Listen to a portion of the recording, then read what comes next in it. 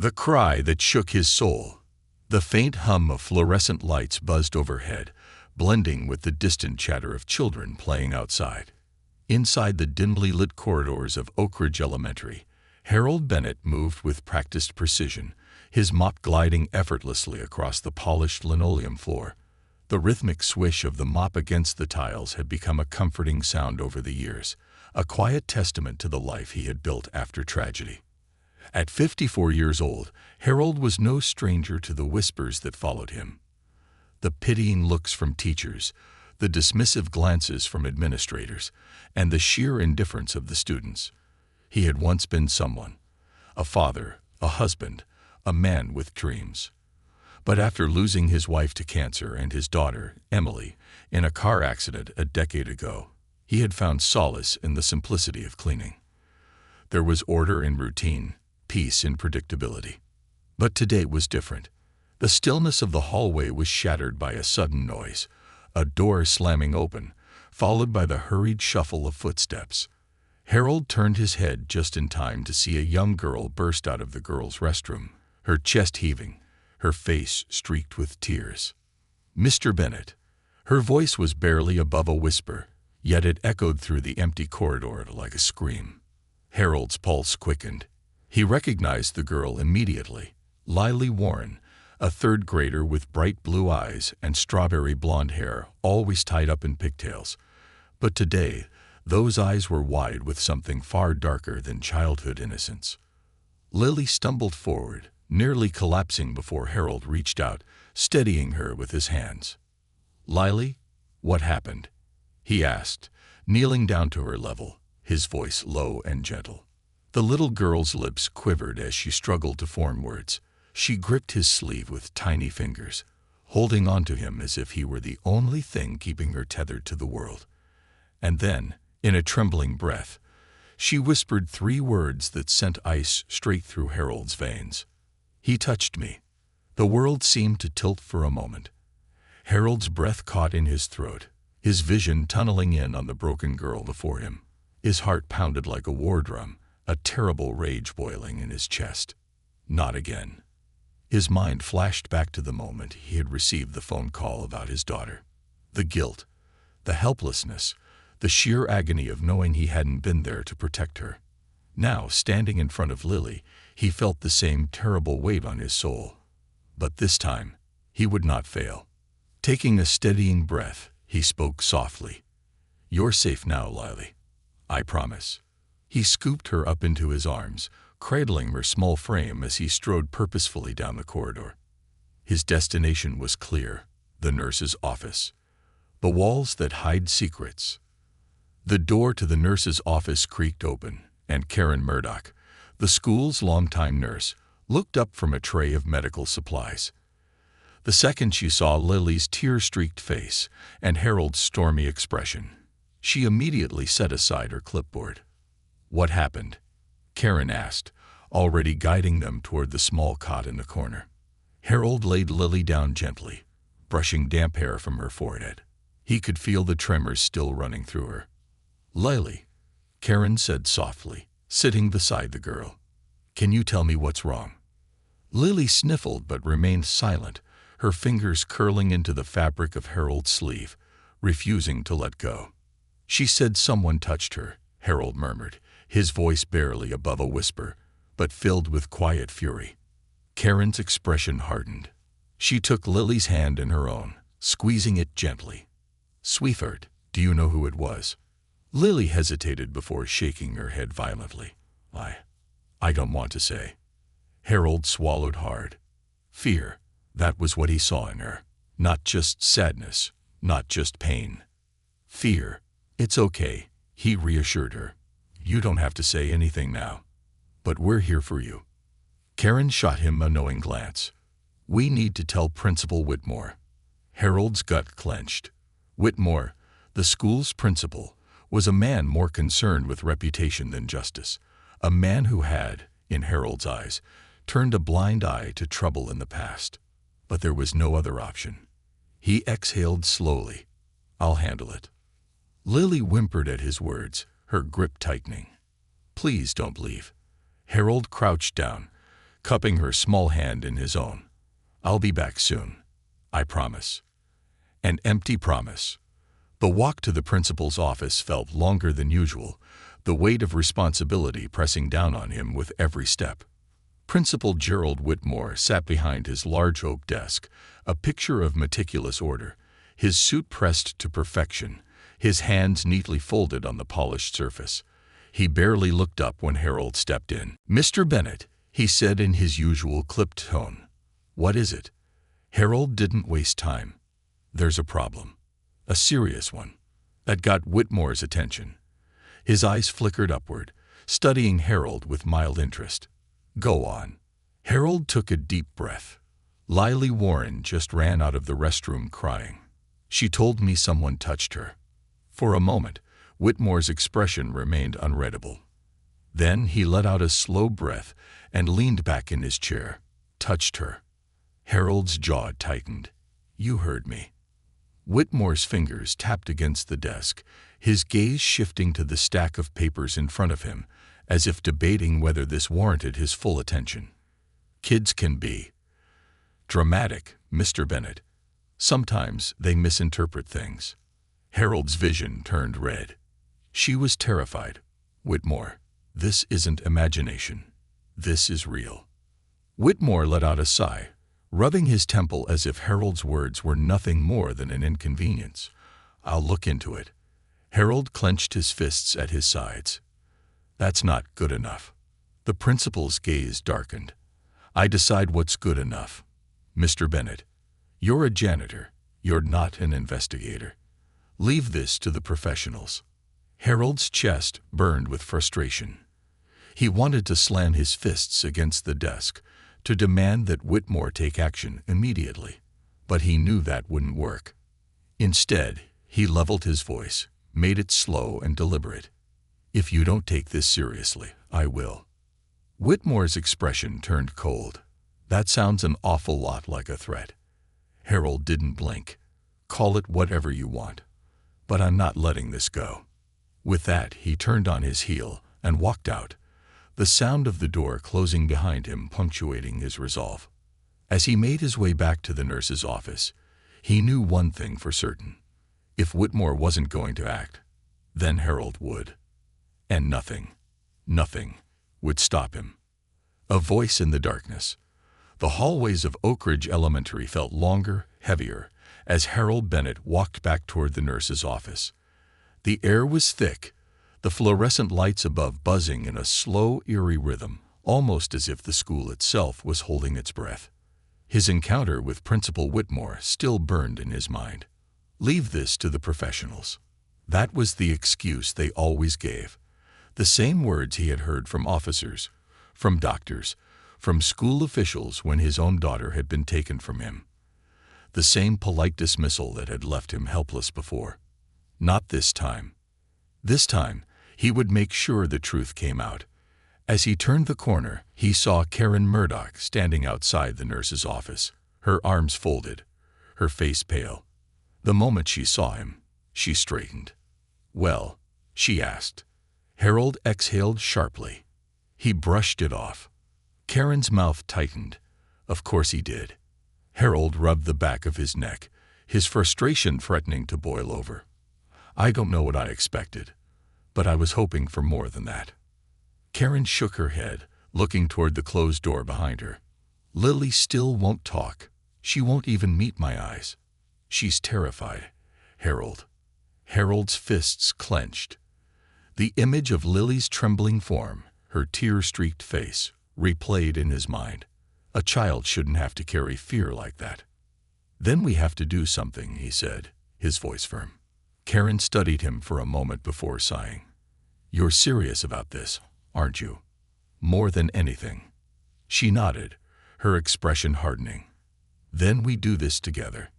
Harold felt a flicker of gratitude. Karen had always been one of the few people in the school who treated him with respect. Now she was proving that she was more than just an ally. She was someone willing to stand up for what was right. The first clue. Karen stepped aside, letting Harold enter the nurse's office. Lily sat on the cot, curled up, her knees drawn to her chest. She barely reacted as Harold walked in. He knelt down beside her, his voice soft. "Lily, it's me." For a moment, there was nothing. Then, slowly, she lifted her head, her blue eyes filled with so much pain it nearly broke Harold's heart. I don't want to talk about it," she whispered. Harold nodded, keeping his voice gentle. "That's okay. You don't have to tell me everything right now. But I need to know if you're safe." She hesitated, then shook her head, her lower lip trembling. Harold's stomach twisted. Karen knelt beside them. "Lily, sweetheart, is there someone at school who makes you feel unsafe?" Lily hesitated again, her tiny fingers curling into the fabric of her dress. Then, slowly, she gave the smallest nod. Harold and Karen exchanged a glance. "Is it a student?" Karen asked gently. Lily shook her head. Harold swallowed hard. "Is it a teacher?" Another small shake. "Lily." Karen's voice was barely above a whisper. "Is it someone in the administration?" Lily's shoulders stiffened and her breath hitched. Karen sucked in a sharp breath. Harold felt ice settle in his veins. Whitmore. The name roared through Harold's mind like a wildfire. The way the principal had brushed it off, his quick dismissal, his refusal to acknowledge the gravity of what had happened. It all made sense now. "Lily," Harold said, his voice tight with anger. "Did Whitmore hurt you?" The little girl tensed, her fingers digging into the blanket beneath her. But she didn't nod. She didn't shake her head, either. She simply curled in on herself, as if willing herself to disappear. Harold's heart thundered in his chest. Karen exhaled sharply. "Harold, if she's too scared to say anything, it means she's been made to feel like she can't." Harold closed his eyes for a brief moment, struggling to contain the fury inside him. "Then we'll make sure she knows she can." The unseen threat. That night, Harold sat in his small apartment, staring at the peeling wallpaper as his mind raced. His coffee had long gone cold in his hands, but he barely noticed. If Whitmore was the one behind this, if he was the reason Lily was afraid, then this was bigger than he had ever imagined. This wasn't just about one little girl. It was about every child in that school. How long had this been going on? How many children had been too scared to speak? Harold had spent most of his life cleaning up other people's messes. But this wasn't just a mess. This was a crime, and he wasn't going to sweep it under the rug. A knock at his door made him jolt. Frowning, he set down his mug and walked over, peering through the peephole. It was Margaret Warren, Lily's mother. Harold quickly unlocked the door and swung it open. "Mrs. Warren." Margaret stood there, her face pale, her eyes rimmed with exhaustion. She clutched a file folder to her chest. "Can I come in?" she asked, her voice barely above a whisper. Harold stepped aside. "Of course." As she entered, she hesitated before sitting on the worn couch. She placed the folder on the coffee table, her hands trembling as she pulled it open. "Lily, she finally told me something tonight," she murmured. "Not everything, but enough." Harold sat down across from her, his heart hammering. Margaret took a shaky breath. She said she was called to the principal's office a lot. Said he told her she was special, that she needed guidance. Harold's hands clenched into fists. She also said he never did anything. Not yet. But he made her feel wrong. Like she wasn't allowed to say no to him. Harold felt his stomach churn. He had seen men like Whitmore before. Men who pushed boundaries just enough to see how far they could go. Margaret slid a piece of paper across the table. "This is a list of names. Other parents. Other students who've had counseling with Whitmore. I don't know if anything happened to them, but..." She trailed off, her voice shaking. Harold picked up the paper, his eyes scanning the names. It was longer than he had expected. Much longer. A chill ran down his spine. This was no accident. Whitmore wasn't just a bad administrator. He wasn't just turning a blind eye. He was the one behind it. Harold set the paper down, his mind racing. "We take this to the police," he said, his voice cold with resolve. Margaret hesitated, then nodded. And if they don't listen? Harold met her gaze. Then we make them. The shadows of Oak Ridge. The cold night air pressed against the windows of Harold Bennett's small apartment, whispering against the glass as if urging him forward. The list of names Margaret had given him sat on the coffee table, untouched since he had set it down. The paper itself felt heavier than it should have, its weight pressing against his chest like an iron burden. Each name on that list represented a child, a victim, a soul caught in the predatory web of Principal Whitmore. Harold had spent his life cleaning up messes, but this one wasn't just another stain to scrub away. This was a deep, rotten corruption embedded in the very walls of Oak Ridge Elementary, and it was up to him to tear it down. The meeting that shouldn't have happened. Margaret had left an hour ago, her face pale, her eyes hollowed out with exhaustion. But there was something else there too, determination. A mother's rage burning beneath the surface.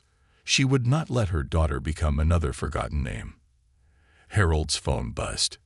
Karen Murdoch. He answered quickly. Karen. Her voice was hushed, urgent. We have a problem. Harold sat up. What kind of problem? Whitmore's onto us. A cold knot tightened in Harold's stomach. What do you mean? Karen's breath was unsteady over the line. I think he knows Lily said something. He's making calls, pulling records, looking at which students have been seeing me in the nurse's office. He's trying to find out who's talking. Harold stood up, pacing the length of his apartment. Damn it, that's not all, Karen continued. A few teachers have come to me, quietly. They've noticed things. Kids being taken out of class, students who suddenly leave the school without explanation. It's bigger than we thought, Harold. Harold ran a hand through his graying hair, forcing himself to focus. We need to move fast. He's going to try to cover his tracks. Karen hesitated. We need evidence, solid evidence, something the school board or the police can't ignore. Harold's jaw clenched. Then we get it.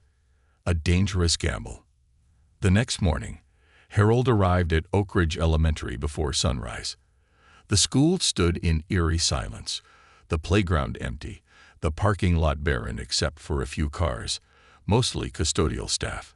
He carried his cleaning supplies as usual, blending in with the early morning routine. He made his way toward the administration wing, his pulse steady, his resolve unshaken.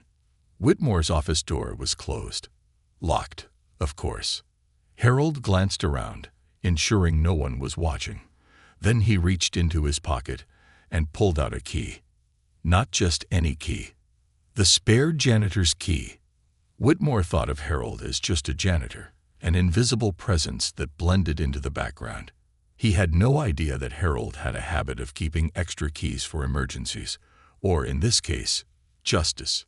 Harold slid the key into the lock, twisting it carefully until he heard the faint click. He slipped inside and shut the door behind him. Inside the wolf's den, Whitmore's office smelled like polished wood and expensive cologne. His desk was pristine, his bookshelves lined with awards, framed pictures, and neat stacks of files. Harold wasted no time. He moved to the filing cabinet against the wall, scanning the labels. Counseling records. Confidential. His pulse quickened. He crouched down, gripping the handle. Locked. Of course. Harold took a deep breath. He had come prepared. Pulling out a small screwdriver from his pocket, he jammed it into the lock, twisting hard. Click. The drawers slid open. Inside were neatly arranged folders, each one labeled with a student's name. Harold's stomach churned as he flipped through them. Then he saw it. Lily Warren. His hand tightened around the folder as he pulled it out, opening it to reveal its contents. There were notes inside, handwritten by Whitmore himself. Lily shows resistance to guidance. Will need more time to adjust. Encourage deeper trust. Ensure she understands my authority. She is special. Needs personal attention. Harold's blood ran cold. This was grooming. This was a predator planning his next move. Rage surged through him, but he forced himself to remain steady. He took out his phone and began snapping photos of every page. Then he grabbed the next file, and the next, and the next. Every single one told the same story. Children marked as troubled or needing guidance. Meetings in private. Sessions with no official reports. This wasn't just a case of one little girl being preyed upon. Whitmore had been doing this for years. Harold had seen enough. He slid the files back into place, locking the cabinet again. He pocketed his phone, turned to leave.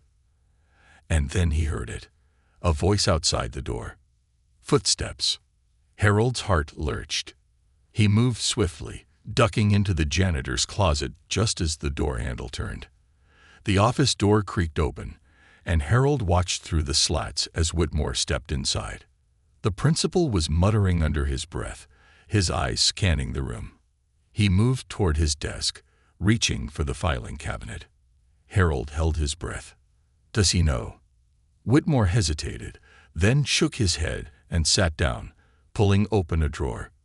Harold exhaled softly. Then, slowly, he reached for the door handle. Carefully, silently. And when Whitmore turned to glance at his bookshelves, Harold slipped out. He moved quickly, walking down the hallway like nothing had happened. He kept his pace steady, even as his pulse thundered in his ears. By the time he reached the nurse's office, Karen was waiting. Harold shut the door behind him and handed her the phone. She scrolled through the photos, her hands trembling. "Oh my God," she whispered. Harold's voice was quiet, but firm.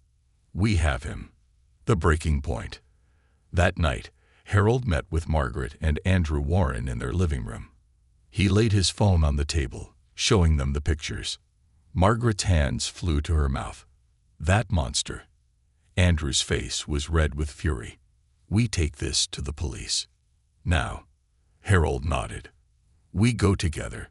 This isn't just about Lily. There are other kids, other parents who don't even know what's happening." Margaret wiped her tears, her voice steady. "We make sure everyone knows." Harold clenched his fists. Whitmore's time is up. The next morning, the three of them walked into the local police station, and Harold knew as he stepped inside that this was the beginning of the end. For Whitmore, for Oak Ridge Elementary's dark secrets, and for every child that had suffered in silence. When silence breaks, the world listens. The morning sun had barely crept over the horizon when Harold Bennett stepped into the Oak Ridge Police Department. His boots felt heavier than usual against the linoleum floor, his pulse steady but unrelenting. Margaret and Andrew Warren flanked him on either side, their hands clenched into tight fists. The weight of what they carried, the truth, settled on their shoulders like a storm waiting to break. Karen Murdoch had wanted to come too, but she had insisted on staying at the school, just in case Whitmore made a move. She would act as their eyes and ears, keeping watch over Lily and the other children. But this part was for Harold. This was about getting justice. The first battle. The station was quiet at this hour, the early morning hum of police officers moving through their routines barely cutting through the tense atmosphere. A desk sergeant, a heavy-set man with tired eyes, looked up as they approached. "Morning. What can I do for you?" Margaret stepped forward, her voice unwavering. "We need to file a report. A serious one." The officer's gaze flickered between them before he sighed, grabbing a clipboard. "All right, let's start with some details. Who's involved?" Harold leaned forward. "Principal Gerald Whitmore of Oak Ridge Elementary." The surgeon's pen froze over the paper. His face barely moved, but Harold could see it. The hesitation, the calculation. He already knows something. The officer cleared his throat. "You're accusing the principal. What exactly are you reporting?" Andrew spoke, his voice like steel. "Child endangerment. Possibly worse. And we have evidence." Harold took out his phone, placing it on the desk. Photographs of files he kept on students. Handwritten notes. Reports of closed-door meetings with minors. "We have testimony from at least one former student who was targeted." The officer glanced at the phone. but instead of reaching for it, he let out a slow sigh. Then, in a voice far too careful, he said, "I'll have to call in a supervisor." Harold felt his stomach tighten. Something wasn't right. Margaret picked up on it too. "Please, just look at the evidence. This isn't something you wait on." But the officer wasn't budging. He stood up from his chair, grabbing his radio. "I need Lieutenant Dawson at the front desk." Harold exchanged a glance with Andrew. The air had shifted. The very walls of the police station felt as though they were pressing in, tightening around them. Then, after a long minute, a door at the back of the station swung open. A tall, sharp-eyed man in a Navy uniform stepped forward, his boots clicking against the floor. Lieutenant Dawson. He was well-groomed, well-composed. But the moment Harold saw him, his gut told him this man isn't on our side. Dawson glanced at them briefly before turning to the sergeant. "What's this about?" "They're making allegations against Whitmore," the sergeant said, voice clipped. "Serious ones." Dawson's face barely moved, but Harold saw the shift in his posture, the way his eyes flickered, calculating. Then Dawson sighed. "Follow me." The web that runs deeper. The four of them were led into a private office, where Dawson closed the door behind them. He gestured for them to sit, but Harold remained standing. "Tell me exactly what you have," Dawson said, his voice measured. Margaret didn't hesitate. "We have written records from Whitmore's office." His own words, describing how he was grooming students for special counseling. "We have names of multiple students he targeted." Harold set his phone down on the desk, unlocking the images. "Everything is here." Dawson leaned forward, picking up the phone. He scrolled through the pictures, his expression unreadable. Then, finally, he spoke. "This isn't enough." Silence. Margaret's breath hitched. "What?" Dawson set the phone down.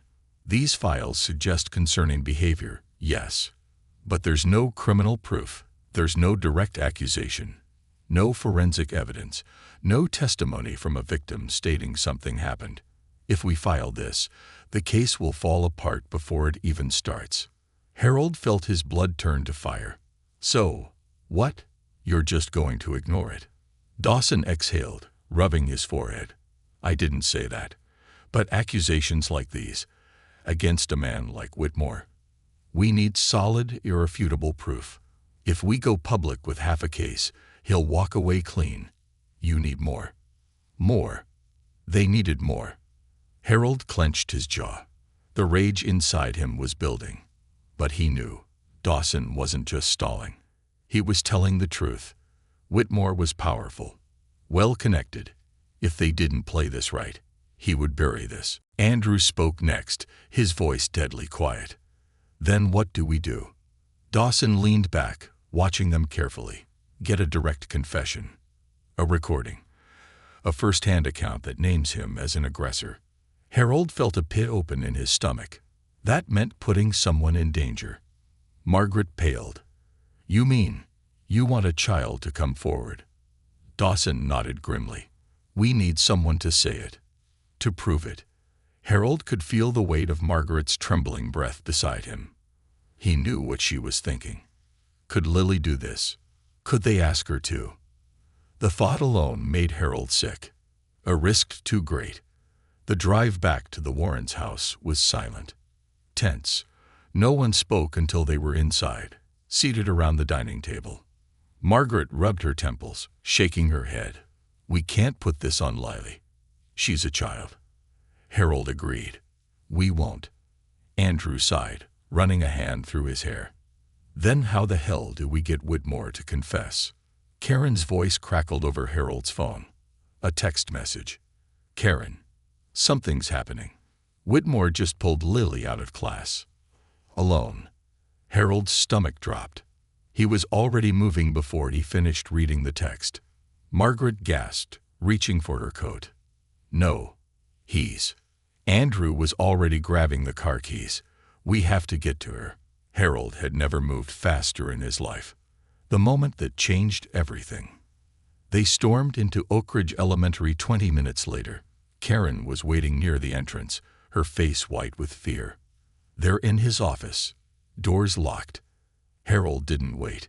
He moved like a man possessed, his boots pounding down the hallway. Parents and teachers turned their heads as he passed, but he didn't care. He had one goal: get Lily out. When he reached Whitmore's door, he didn't knock. He kicked it open. The sight inside made his blood go cold. Lily was sitting in the chair opposite Whitmore, her small hands curled into her lap, her face frozen in silent terror. Whitmore stood behind his desk, his mouth open in shock. Harold stepped inside, his entire body vibrating with rage. Get away from her. Whitmore recovered quickly, his expression shifting to feigned outrage. Mr. Bennett, what is the meaning of this? Harold ignored him. Lily, come here. Lily hesitated, then bolted toward Harold. He scooped her up, holding her close. Whitmore's face darkened. You have no right.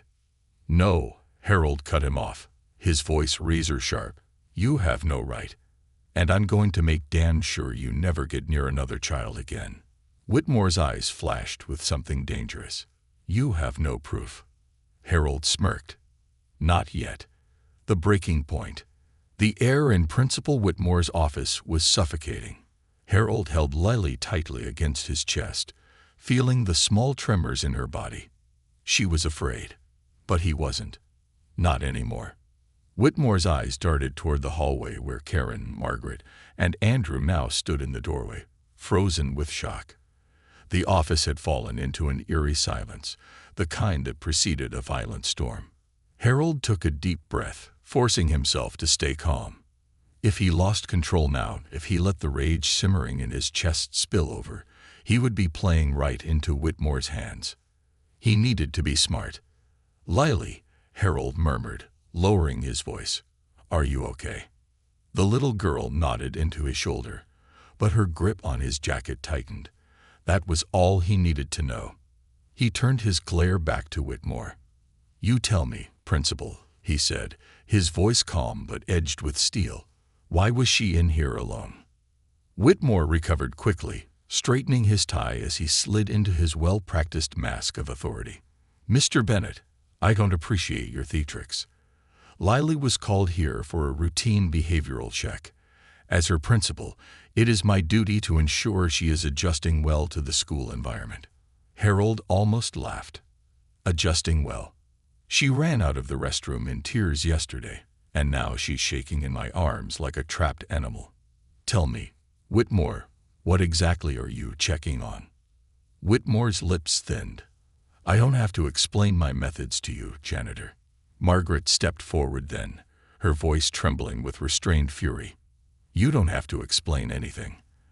That's my daughter you had in here alone, and you think you don't have to explain yourself. Whitmore's expression darkened as he realized how many eyes were now on him. Parents, teachers, people had gathered outside the office, watching, whispering. Good. Harold wanted witnesses. This conversation is over, Whitmore snapped, moving toward his desk. You've all overstepped your boundaries. I will be calling the authorities for this disruption. Harold took a single step forward. That's a great idea. Let's call the police. Whitmore froze. For the first time, there was a flicker of something behind his cold exterior. Fear. Margaret's voice trembled as she spoke next. We already went to them, Whitmore. His gaze snapped to her. Excuse me. Andrew crossed his arms. Yeah, we walked into the police station this morning with evidence. Your evidence. You left a trail of notes a mile long. Did you really think you'd get away with this forever? Harold watched as Whitmore's face drained of color for a split second before the mask slid back into place. I have no idea what you're talking about, he said, voice tight. Karen scoffed. Oh, come on. The files in your cabinet. The special counseling you keep giving to vulnerable children. Did you really think no one would put the pieces together? The murmurs outside the office grew louder. Whitmore's eyes flicked toward the door, where more parents had gathered. The perfect image he had crafted for years was slipping, cracking under the weight of truth. Then, in a move that surprised everyone, he let out a deep breath and laughed. A low, chilling chuckle. You people really don't understand how the world works, do you? Harold's grip on Lily tightened. Enlighten us. Whitmore turned to the crowd, straightening his suit as if preparing to deliver an important speech. Accusations mean nothing without hard proof. Even if you went to the police, do you honestly think they'll take the word of a disgruntled janitor and a few panicked parents over mine? My reputation, my standing in this community. Harold's stomach turned as he realized. Whitmore wasn't just confident. He was arrogant. He knew he had the system on his side. That's the thing about power, Whitmore continued, stepping forward. It protects those who know how to use it.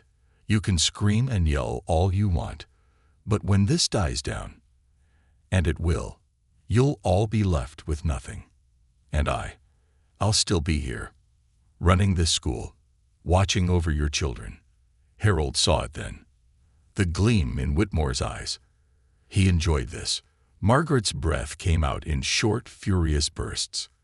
Andrew's fists were clenched. Karen looked like she wanted to throw up. And Lily, sweet, innocent Lily, was clutching onto Harold, refusing to look at the man who had stolen her sense of safety. Harold exhaled slowly. Then he reached into his pocket and pulled out his phone. He turned the screen around, pressing play, and Whitmore's voice filled the air. That's the thing about power. It protects those who know how to use it. You can scream and yell all you want, but when this dies down, and it will, you'll all be left with nothing. And I'll still be here, running this school, watching over your children. The crowd outside the office went completely still. Whitmore froze. Harold's lips curled into a smirk. You were saying? The fall begins. For the first time, Whitmore looked truly shaken. Harold took a step forward, his voice low and even. That's the thing about monsters. They always believe they're untouchable, until they're not. Whitmore's mouth opened, but no words came out. The sheer weight of his own confession playing back at him was sinking in. Harold turned toward the crowd. This man just admitted that he doesn't care what happens to your children, that he believes he's too powerful to be stopped. Gasps rippled through the group. Harold looked back at Whitmore, his voice turning into a whisper only the principal could hear. You thought I was just a janitor, but you forgot one thing, Whitmore. He leaned in slightly, his expression deadly serious. Custodians see everything. Whitmore's hands curled into fists, but it was too late. The damage was done. Margaret took out her phone, already dialing. 911. Yes, we need officers at Oak Ridge Elementary immediately. We have a confession on record. No, we're not waiting for a detective. We need immediate action. Whitmore's face twisted into something ugly, his confidence breaking apart in real time. And Harold smiled. Because he knew the monster was finally falling. The fall of a monster. The weight of Whitmore's own words still echoed through the air, bouncing off the walls of his pristine office, staining it with the truth he had so desperately tried to keep hidden. Outside the office, a murmur spread like wildfire. Parents whispered, teachers exchanged glances, and even the few lingering students could sense that something monumental was happening. Margaret Warren still had her phone pressed to her ear, speaking in rapid, urgent tones. Yes, I have the recording. We have multiple witnesses. You need to send someone now. Harold Bennett stood firm, his eyes never leaving Whitmore. The once powerful principal now looked like a caged animal, his confidence unraveling thread by thread. Karen Murdoch swallowed hard beside Harold, whispering under her breath, he knows he's finished. And he did. Whitmore's jaw was clenched so tightly that his cheek twitched, his mind scrambling for an escape route that no longer existed. He looked at Harold, then at the parents gathered outside the door. His entire kingdom, built on manipulation and fear, was crumbling beneath his feet. This is ridiculous, Whitmore suddenly spat, his voice venomous. You think one edited recording is going to destroy me? I have connections, lawyers, people who won't believe a damn word you say. Harold arched a brow, unfazed. We don't need people to believe us. We just need the truth, and you gave it to us yourself. Whitmore scoffed, but there was an undeniable tremor in his voice when he spoke next. None of this will hold up. It's all circumstantial. Margaret, still gripping her phone, lifted her chin. You're not the one who decides that anymore. The sound of sirens pierced the air. The reckoning begins. The tension in the room snapped like a frayed wire. Through the windows, the blue and red lights of multiple police cars flashed against the school's exterior. Parents outside turned to watch, some gasping, others immediately pulling their children closer. Footsteps thundered through the hallways, sharp commands ringing out. Clear a path. Out of the way. Whitmore's face drained of color. Harold could almost hear the calculations spinning in the man's head, his fight-or-flight instincts at war. The door to the office burst open, and two uniformed officers strode in. Behind them, Lieutenant Dawson followed, his expression unreadable. Dawson's sharp gaze swept across the room, taking in the scene. The cluster of parents and teachers, the frightened little girl in Harold's arms, the trembling principal standing behind his desk, like a man cornered in his own kingdom. Principal Whitmore, Dawson said, his voice clipped. You're going to need to come with us. Whitmore didn't move. For the first time, Harold saw something new in his eyes. Not confidence, not arrogance. Pure, undiluted fear. On what grounds? Whitmore demanded, voice thin. Dawson reached into his pocket, pulling out a folded document. We have probable cause based on witness testimony, evidence of grooming behavior, and the recorded confession made just minutes ago. We'll be taking you in for questioning. Margaret let out a shaky breath. Karen let out a whispered, "Oh my God." Whitmore's breath quickened. He wasn't used to this, wasn't used to not being in control. His hands curled into fists. This is a mistake. Harold took a step forward, standing toe-to-toe with the man who had spent years abusing his power. No, Whitmore. The mistake was thinking no one would ever stop you. Whitmore's lip curled, but before he could respond, the officers moved in. Turn around, sir. Whitmore inhaled sharply. This is insane. Turn around. For a moment, it seemed like he might resist, but then with a strangled breath, he did as he was told. The metallic click of handcuffs closing around his wrists sent a chill through the air. Gasps rippled through the crowd outside. Harold didn't look away. He wanted to see this, to remember the moment the monster was caged. As the officers gripped Whitmore's arms, leading him toward the door, he jerked his head toward Harold one last time. You think this is over? Harold tilted his head. I know it is. The officers dragged Whitmore out, his protests fading into the hall. The crowd parted as he was led through, parents staring in stunned silence. Some clutched their children closer. Others whispered angrily. A few took out their phones, capturing the moment. But Harold only had eyes for one thing. Lily. The aftermath of justice. Once Whitmore was gone, the tension in the air lingered. Margaret knelt beside her daughter, brushing Lily's hair away from her face. Sweetheart, it's over now. He's not going to hurt you. Lily nodded slowly but didn't speak. Her tiny fingers gripped Harold's sleeve. Karen knelt beside them. Lily, you were so brave. Because of you, a lot of kids are safe now. Lily hesitated. Then, for the first time since that day in the hallway, she whispered, Thank you, Mr. Bennett. Harold felt something tighten in his throat. He had spent his entire life cleaning up other people's messes, making things right from the shadows. This time, he had saved something far more important than a school hallway. He had saved a child. And maybe, just maybe, he had saved himself too. The story spreads. By the time the news broke, it had already reached every corner of the community.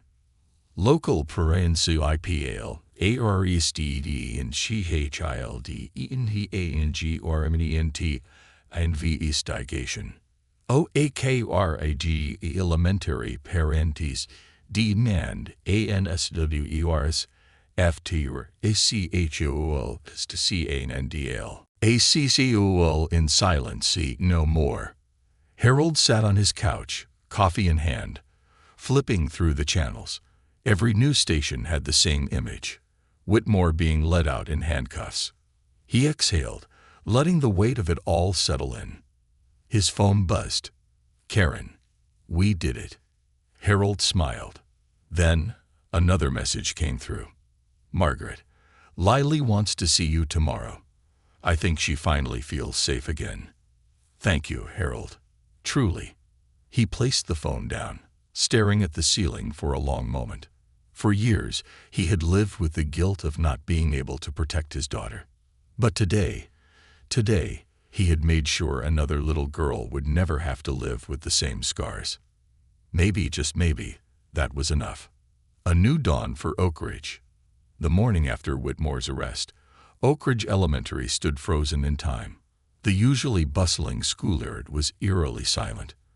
Parents, still reeling from the news, whispered in hushed voices, their eyes filled with suspicion and anger. Teachers walked the halls with uncertain steps, as if waking up from a long nightmare. For the first time in years, the weight of fear that had suffocated these walls was gone. But the scars it left behind would take much longer to heal. Harold Bennett stepped through the school's main entrance, his boots echoing against the polished floor. For the first time, he wasn't just the janitor. He was the man who had fought back, the man who had refused to look the other way, the man who had helped take down a monster. And today, for the first time in his life, he didn't feel invisible. A school without its shadow. Karen Murdoch met him at the staff lounge, her eyes scanning the room like she was still bracing for a fight. "You okay?" Harold asked. She let out a small, disbelieving chuckle. "Am I okay?" "Harold, Whitmore is gone. The school board is in complete meltdown mode. Parents are demanding new policies. And me, I feel like I just survived a damn war." Harold smirked. "Yeah, but we won." Karen sighed, nodding. "We did. But this isn't over." Harold leaned against the counter, crossing his arms. "What do you mean?" Karen glanced toward the window, where news reporters still lingered outside the school gates, waiting for more developments. "There's still damage control. The board is going to try and bury this, spin it however they can. They'll say Whitmore was a lone wolf, make it seem like no one else knew anything. They'll clean up the headlines, say they're reevaluating policies, then move on like nothing happened." Harold's jaw tightened. "We can't let that happen." Karen gave him a knowing look. "I was hoping you'd say that." Lily's first step toward healing. A soft knock on the door made them turn. Margaret Warren stood in the doorway, her arms wrapped protectively around Lily's shoulders. The little girl's bright blue eyes met Harold's for only a second before she looked down, scuffing the toe of her shoe against the floor. "Mr. Bennett," Margaret said gently, "Lily wanted to see you." Harold crouched down to Lily's level, his heart squeezing at the sight of her small frame, still curled in on itself. "Hey, kiddo," he said softly. "How are you doing?" Lily hesitated, then took a deep breath. "Better." It was the first word she had spoken to him since that day in the hallway. Harold smiled. "That's good." Lily fidgeted with the hem of her sweater. "Are you gonna leave?" Harold blinked. "What do you mean?" Lily bit her lip. "You're a hero now. Heroes don't stay in schools. They go save other people." Harold let out a small chuckle. "Nah, I think I'll stick around. Someone's got to make sure these floors stay clean, right?" Lily finally smiled. A real, genuine smile. "Yeah, I guess so." Then, to Harold's surprise, she stepped forward and wrapped her arms around him in a tight hug. He froze for a moment before returning the embrace, feeling the small but powerful wave of a child who had finally found safety again. When she pulled away, Margaret wiped a tear from her eye. "Thank you, Harold, for everything." Harold nodded, swallowing past the lump in his throat. Always. Unfinished business. That afternoon, Harold walked into the school board's headquarters, the weight of unfinished business pressing down on him. The room was filled with a tense silence as the board members sat in their expensive suits, shuffling through stacks of papers, eyes darting toward the door as he entered. At the center of the table sat Richard Hale, the superintendent, a man who had ruled the district for years with a quiet but ruthless grip. Harold didn't wait for permission to speak. "We need to talk." Hale adjusted his glasses, regarding him with a measured look. "Mr. Bennett, I assume this is about the recent incident." Harold narrowed his eyes. "You mean the years of abuse that happened under your watch?" A few board members shifted uncomfortably. Hale sighed. "We are taking every necessary step to ensure something like this never happens again. The district is already working on a new safety initiative." "Not good enough." Harold's voice was steady, but sharp. "You don't get to brush this under the rug with initiatives and evaluations. You had a predator running this school for years, and no one did a damn thing." Hale's jaw tightened. "And what exactly do you propose, Mr. Bennett?" Harold took a deep breath. "A full external investigation, not just into Whitmore, but into everyone who covered for him. Every administrator who turned a blind eye. Every school board member who ignored complaints. Everyone. No exceptions." The room fell into a heavy silence. One of the board members, an older woman with graying hair, shifted in her seat. "That could destroy the district's reputation." Harold let out a bitter laugh. "The district doesn't have a reputation worth saving." Hale's fingers tapped against the table, his mind working. "You're asking for a complete takedown of the system, Mr. Bennett." Harold leaned forward, holding his gaze. "I'm asking for justice." The room remained silent for several long moments. Then, finally, Hale sighed. "I'll see what I can do." "Not good enough," Harold said immediately. "I want a formal announcement. Public. You tell the parents, the teachers, the students, everyone. No more secrets." Hale studied him for a long moment. Then, finally, he nodded. "Fine. You'll have your announcement." Harold didn't thank him, because Hale wasn't doing this out of the goodness of his heart. He was doing it because he knew, if he didn't, people like Harold, Margaret, and Karen wouldn't stop until they forced him to. The beginning of something new. 3 weeks later, in front of the entire town, the school board made their official statement. Whitmore was facing criminal charges. A full-scale investigation into administrative failures was underway, and Oak Ridge Elementary would never be the same again. Parents wept. Teachers resigned. More victims stepped forward. The walls of silence had finally collapsed. And in the middle of it all, Harold Bennett stood at the back of the crowd, watching it unfold. He wasn't looking for recognition. He wasn't looking for thanks. He was looking at Lily, standing beside her mother, smiling for the first time in a long time. And that was enough. As the sun dipped below the horizon, Harold turned and walked away, the echoes of justice following behind him.